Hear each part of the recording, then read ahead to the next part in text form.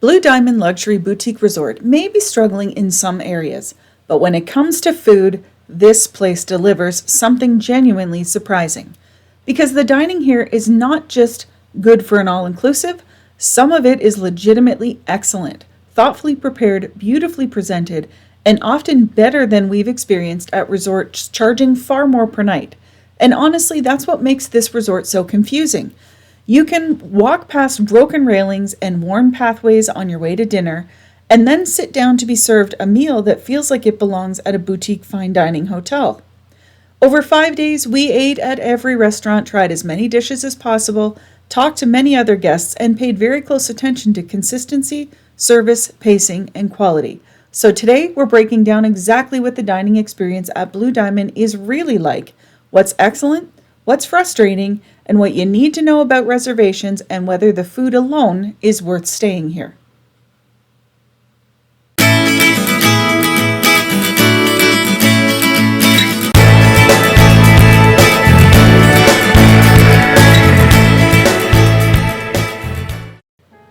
Welcome back to New Travel Escapes. I'm Nancy. We travel anonymously, we pay our own way, and we don't accept sponsorship, so everything you hear here is based entirely on our real guest experience. This is part 2 of our Blue Diamond series. In our full resort review, we talked about the beautiful but aging property, the outstanding staff, and the issues that make this resort so polarizing. Today, we're focused on the area where Blue Diamond truly shines, the restaurants and bars. Because if you come here primarily for a quiet atmosphere and high-quality dining, you may leave very happy. If you're expecting lots of variety, entertainment, or casual options available at all hours, well, that's not what this resort offers. So let's start with something important to understand before you even book. Blue Diamond is a boutique resort, which often means the number of dining venues is extremely limited. In reality, there are essentially 2 full-service restaurants for dinner, 1 casual lunch spot, and a small lobby coffee area that is generously and somewhat imaginatively labeled as a restaurant.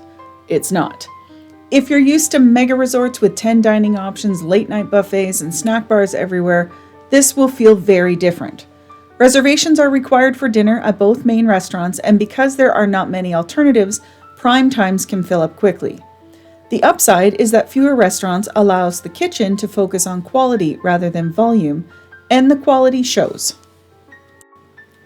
Let's start with the lobby coffee area, because this one requires a reality check. The resort refers to Café Brûlé as a restaurant. It is not. This is essentially a coffee and tea station in the lobby with a few pastries available in the morning, always kept inside a locked cabinet rather than displayed openly. You can't just help yourself. The pastries themselves were actually very good, and the coffee quality was solid, but the setup, minimal and inconvenient.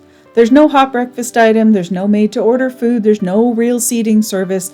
It's basically a refined continental snack table, I think that's what we'll call it, with excellent beverages and a very comfortable lounge area, including a lending library for books. And for early risers, this space becomes important because there are very limited options elsewhere until breakfast service begins at the main restaurant. One frustrating detail is you're not allowed to take the pastries with you, which, if you're traveling with someone who enjoys delivering morning croissants as a romantic gesture, like Whiskey Snob does, that may limit their ability to remain legendary. If you want to have room service delivered, it's available, but there is a $20 USD charge for every room service delivery. So if you enjoy having a pot of coffee and some pastries delivered each morning, you just need to budget in that extra cash.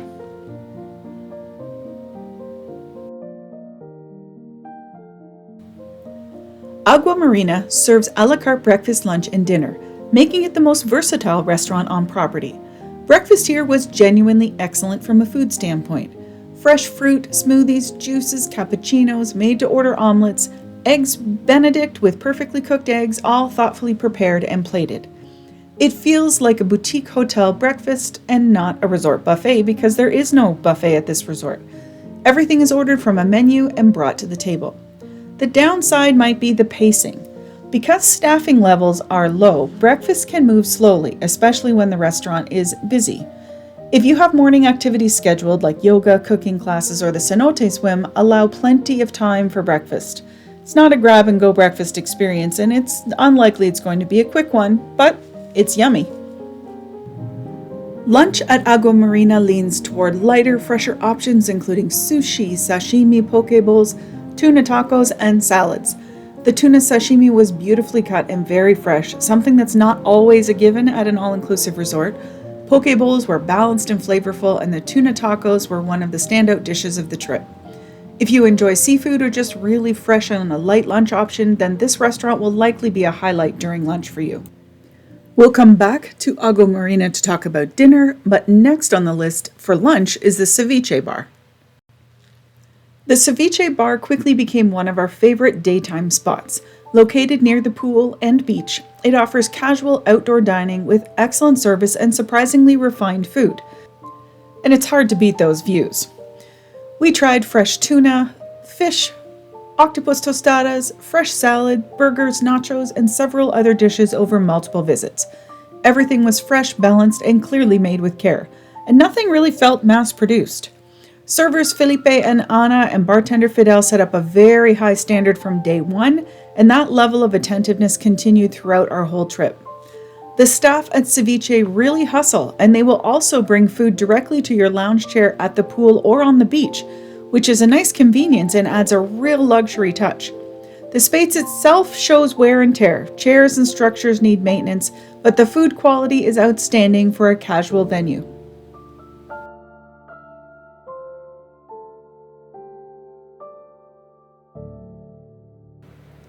Ambar is the most formal of the two main dinner venues, and it delivers a refined multi-course experience with elegant presentation and excellent flavors. The ambiance here is lovely, dim lighting, calm atmosphere, and really attentive service. On our first night, we tried a wide range of dishes, including soft-shell crab tacos, snapper ceviche, French onion soup, a corn cilantro dual soup, stuffed quail, and perfectly cooked tuna. Desserts included tableside tiramisu, orange bavarois, and a rich chocolate souffle-style dish. Nearly everything was delicious, though temperature control was occasionally an issue. Soups often arrived warm rather than hot, but service from our server Barnabe was outstanding. One weak point was the bar service on our first evening. The bartender struggled with classic cocktails, including a surprisingly unsuccessful old-fashioned attempt which became part old-fashioned, part Negroni, part something else, and it was basically undrinkable. I'm not sure what was happening that day, maybe a lawn maintenance guy subbing in as a bartender, who knows. On our second visit, the experience improved much further. Tuna tartare, beet carpaccio with pistachio, vichyssoise, ravioli, and a well-prepared flap steak made for a memorable meal.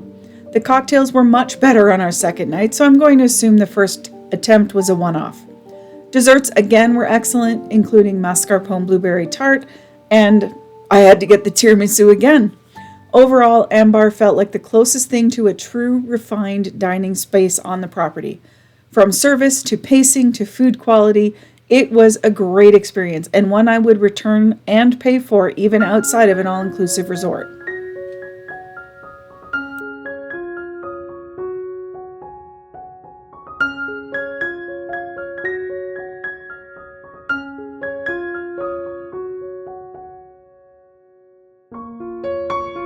Aguamarina transforms into a different restaurant at night with menus that rotate daily to provide variety, an important feature given the limited number of dining options.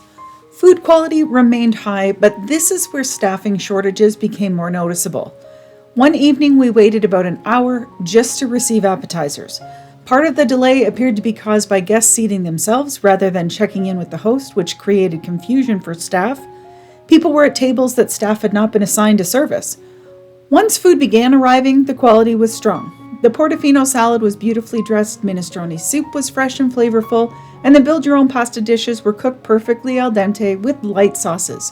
Dessert, particularly tiramisu, I am a little bit addicted to it. It was excellent. So this night was Italian, another night Aguamarina features a barbecue, and then Mexican, and then Caribbean, and more. Just so you can dine here all week if you prefer, and the menu rotates enough that you won't get bored.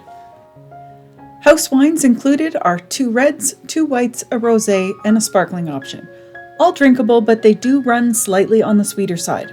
Beer selection was fairly limited, but included familiar Mexican brands. For those wanting something better, the sommelier was extremely knowledgeable and helpful in selecting bottles from the paid wine list. If you enjoy wine with dinner, this is one area where spending a little extra can elevate the experience significantly, especially when dining at Ambar. The bars at Blue Diamond are understated and quiet, matching the wellness-focused atmosphere of the resort. There's a bar in Ambar, the Ceviche lunch spot also has its own bar, and there's a bar around the pool that serves double duty both for the pool and the Aguamarina restaurant. There's no party scene here. Alcohol selection, as you can see, is mid-tier rather than premium, but drinks were generally well made. The pool bar was reliable, though you'll typically need to order directly rather than expect roaming servers, but we're talking 20 steps from any given chair, so it's really not an issue. Dining at Blue Diamond is not about abundance or variety, it's about quality, calm pacing, and an intimate atmosphere. Meals feel more like those at a boutique hotel rather than at a large all-inclusive, as they should. That said, the limited number of venues means repetition is unavoidable during longer stays. If culinary variety is important to you, this could become a drawback, but because Aguamarina menus rotate and Ambar adds nightly specials, foodies aren't likely to be fazed by this. Food and service are unquestionably the strongest aspects of this resort. Everything we ate showed attention to detail, fresh ingredients, and thoughtful preparation. If you stayed at this resort, comment below on some of your favorite dishes. The staff, from the servers to hosts to bartenders, for the most part were professional, warm, and clearly trying their best, despite staffing shortages. If this resort invested in maintaining the facilities to match the quality of the dining, it could easily become a standout boutique destination in the region. But as it stands, the food shines brightly while the property struggles. Don't miss our full resort review. We covered the rooms, maintenance issues, pools, beach, and whether this resort is worth the price. Next up in this series, we're sharing the top booking mistakes and tips, because this is one of those resorts where knowing what to expect can make or break your vacation.